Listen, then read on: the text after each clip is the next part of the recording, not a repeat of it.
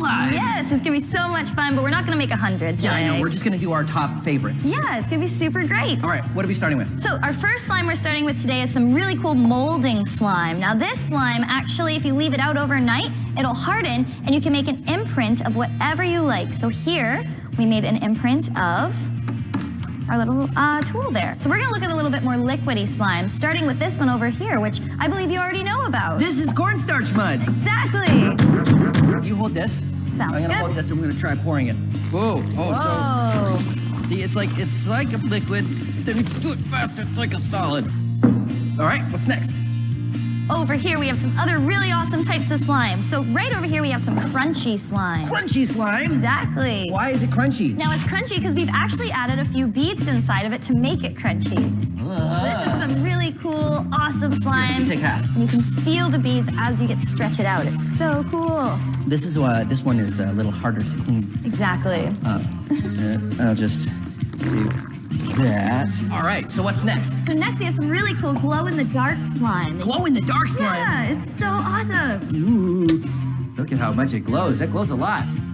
That's super glowy slime. So to do the different kinds of slime, we need the polymer Yes, and then the thing that sticks the polymers together. exactly. So the glue is the polymer Glue is the polymer. and the starch is the thing that bonds it. Yes, Aha. very cool. And then you put the thing in that makes it the kind of slime. Yes, right before you add the bonding component, because if we keep adding stuff after it's already made, it unfortunately won't be able to take it. So we add our powder before we add our starch in this situation. Should we go on to the next thing? Yeah, let's move on to More slime!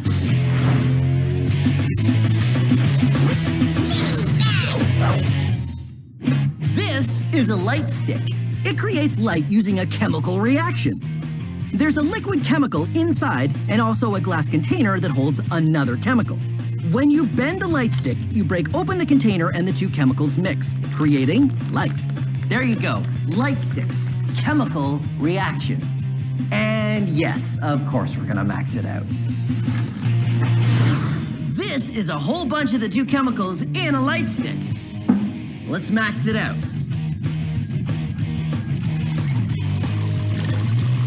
So how does a chemical reaction produce light? Well, a lot of chemical reactions produce energy. You might think of a chemical reaction producing heat. Well, heat is a kind of energy. This chemical reaction also produces energy, just energy in the form of light. It's just a different kind of energy. Whoa, maxed out light stick!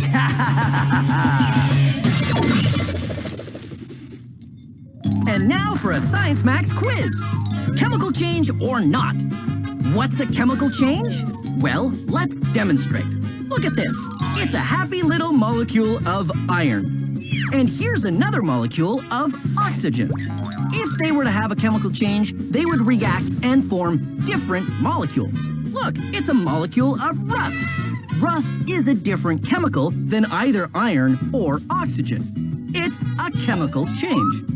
Now, if these molecules mixed and did not change, then it's not a chemical change, it's a physical change.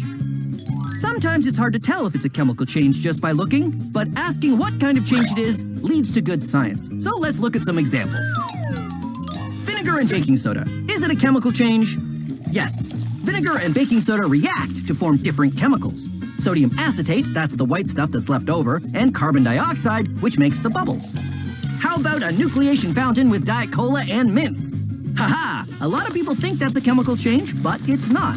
The mints cause carbonation, the bubbles, to escape faster. But in the end, you still have cola and mints, no new chemicals. And without the carbonation, nothing happens. So, it's a physical change. Take a guess at this one. Glow stick chemicals. Well, producing light or heat is usually a sign of a chemical change. How about mixing sugar and water to make a sugar pop? That's a physical change. You start with sugar and water, you mix them, and when you have a sugar pop, what chemicals are you left with? Well, sugar and water. So, no chemical change.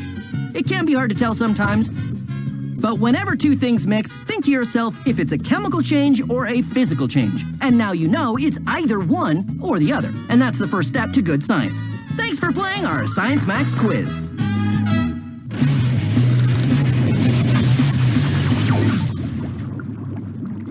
You know about helium balloons, right? Helium is a harmless gas that is less dense than air, which is why helium floats. If I was to breathe some helium, my voice sounds higher because helium is less dense than normal air, so my vocal cords vibrate faster. But have you ever wondered, is there a gas that's more dense than air? There is. It's called sulfur hexafluoride, and it's much more dense than air. So if I was to breathe some, my vocal cords would vibrate slower, making my voice lower. Ha ha ha ha! This container is full of sulfur hexafluoride. Ooh, I know, it's invisible, you can't see anything. But watch as I blow some bubbles. The bubbles are floating on top of that layer of sulfur hexafluoride. The bubbles float because they're full of regular air, which is less dense than the sulfur hexafluoride. In fact, a balloon will float on this as well. The balloon floats lower because the weight of the latex also drags it down a bit. But the bubbles and the balloons are floating on a sea of sulfur hexafluoride. And it is like a sea because it's a fluid just like water, but it's more dense than regular air. Greetings, Science Maximites! Welcome to Science Max Experiments at Large. My name is Bill McCordick, and today we're gonna be building an air-powered rocket. Too difficult, you say? Nonsense, it's easy. It's not like it's rocket science. Hey, it is rocket science. Cool! Here's what you need. You need a bottle and a cork. Make sure that the cork fits nicely into the bottle, and then you need an air pump, because you can't have an air-powered rocket without air. And on this air pump, you need a pin, the special kind that you use to inflate basketballs or volleyballs or stuff like that. Now, what you want to do is push the pin through the cork. You might want an adult's help for this. Push it through until it goes through on the other side, and then make sure you get a good seal with the bottle. Now you're ready to launch your rocket with air pressure. But first, let's do a few other things. Take your cork and put it in a tripod launcher. You can make this out of pencils or anything you want, as long as it stands up nice and solidly. And then, of course, you want to decorate your bottle so it looks like a rocket. This is my rocket. Pretty good, right? So stick the bottle on the cork like before, like that. And then you stick the pin in the bottom. And what we're gonna do is we're gonna inflate the bottle with air pressure, and then it's gonna launch. Okay, here we go. You know, rocketry really isn't something you should do indoors. Come on.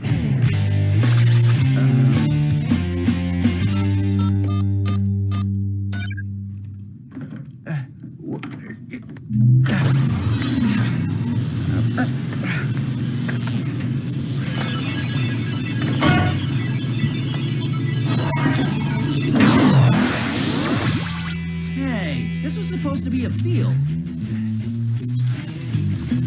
What's going? Why are there? Oh, it's in my shoe. Oh, this will do nicely.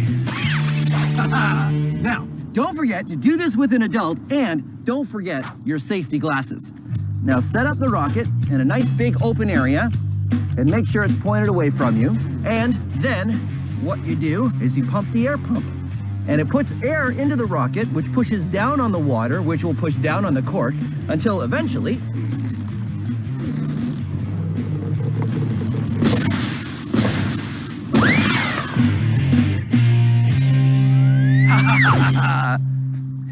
So, be Science Maximites and come up with your own rocket design. Try different amounts of water, different fins, even a different size bottle. Try it for yourself and see if you can get one that goes higher than mine just did.